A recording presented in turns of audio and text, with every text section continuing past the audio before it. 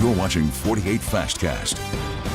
All right, y'all, 7:01. Thanks for joining us for the 48 Fastcast. Starting out the morning pretty nice, mild, not too bad out there, especially for December. You are going to need a coat, but maybe able to shed it later on. Oh, yeah, no, the rest of the day, Eric Burke saying pretty nice day for a late December day. Yeah, a little bit of cloud cover today, but we warm up into the mid to upper 50s. I know you were talking about your walk earlier. Should be a nice afternoon for that. Now, we are tracking a little bit of rain right now on the radar, moving in from parts of northeast Mississippi.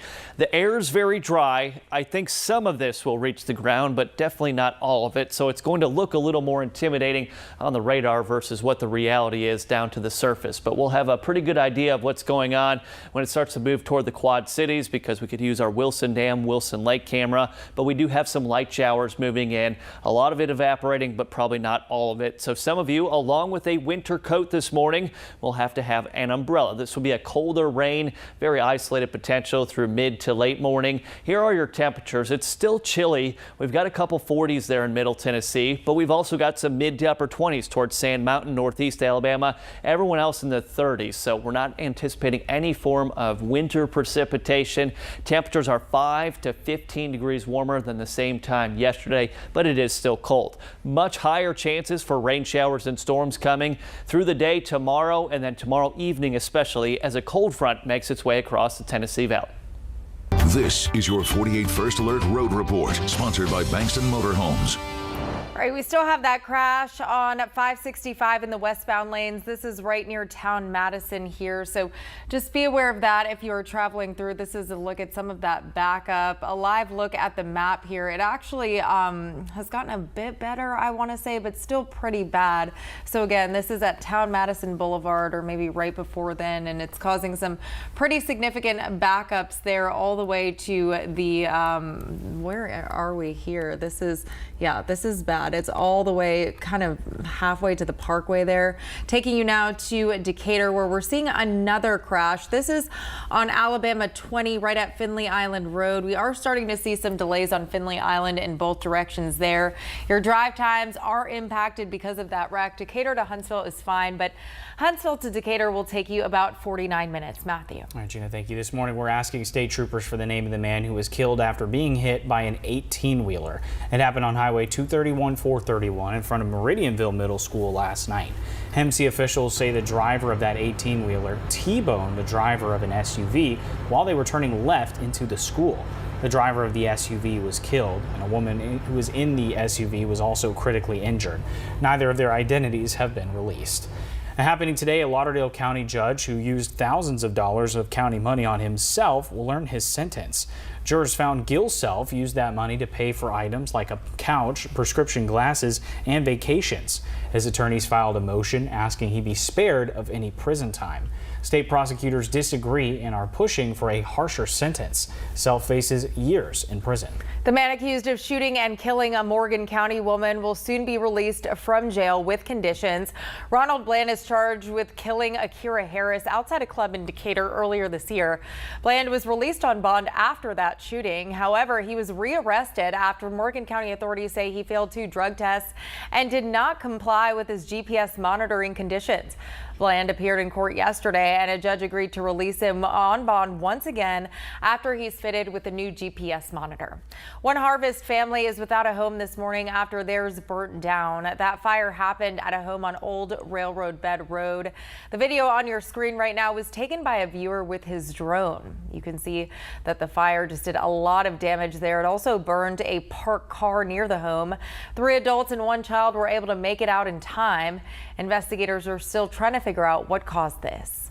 Decatur City Schools put Julian Newman Elementary on a secure perimeter after a road rage incident yesterday afternoon. Officials say someone saw a car near the car line and threatened to shoot at it. School leaders sent out a statement regarding the incident, but some people did not receive the message due to technical difficulties. We're told that this problem is being addressed so it does not happen again. Still to come, we hear from the friends of a Marshall County teen who recently died in a car accident. Stick with us.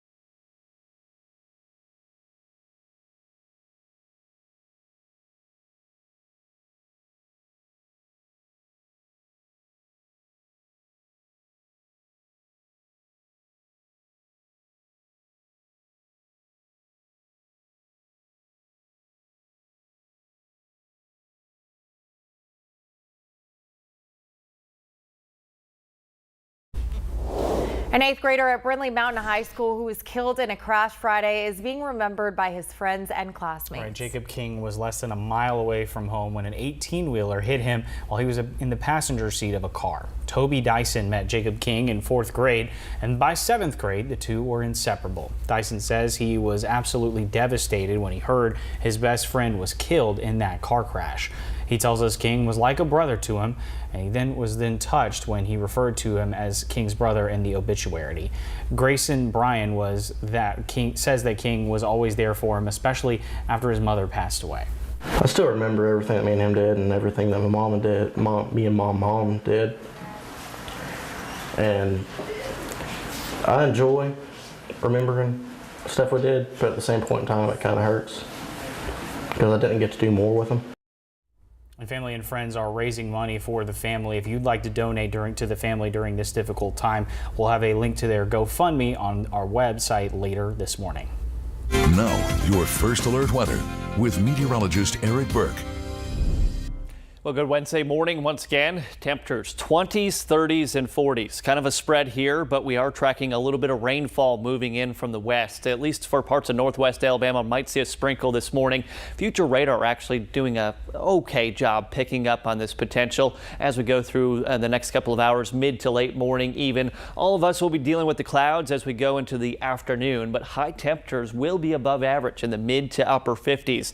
Now things get a bit more busy. Future radar showing rain showers moving in potentially as early as your Thursday commute. Look at your 6 a.m. temps though in the mid to upper 40s. Periods of off and on showers expected through the morning into the afternoon on Thursday. It will be a breezy day with highs around 60, and this is a cold front coming in. This will bring widespread moderate to heavy rainfall across the Tennessee Valley, but potentially a few isolated storms that could produce maybe some 30-mile-per-hour gusty winds. Temperatures behind that front moving through tomorrow will drop off and fall into the 40s, and then we've got temperatures in the upper 50s to low 60s. That's the second day in a row I've clicked right through parts of the 10-day forecast there, but first day of winter will be Sunday morning, and then next week, look at that, close to 70 degrees for Christmas Day Thursday. Hard to believe that once we actually hit winter is when everything heats up, right? That's how it goes sometimes in Alabama. Up and down we go.